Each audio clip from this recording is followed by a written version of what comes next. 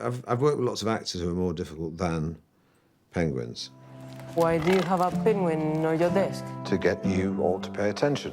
If you keep this between ourselves, then I'll let you all feed him some fish at lunchtime.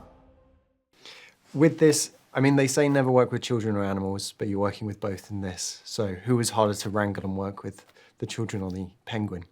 Being literally truthful, the penguin, the kids were noisier and caused a bit of consternation, were hard to corral.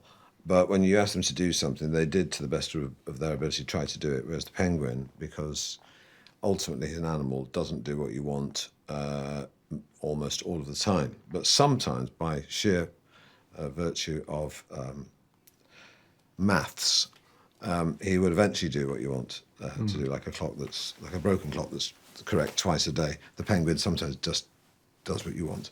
When I've ever been involved with an animal in a film or a TV series, and the animal wranglers turn up, and they always make great claims for their animals, that this is the one that sits, this is the one that cries.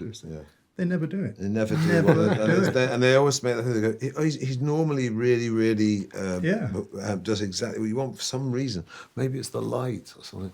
They say they're trained, and they're never. Yeah. Anyway, that's it. That's my gripe. Yeah. But no, I mean, I've worked with lots of actors who are more difficult than penguins. Yeah. Penguins don't go out and get drunk the night before, or go gambling, or take drugs. They're always on time. Not that Steve is very judgmental about his fellow actors at all. No.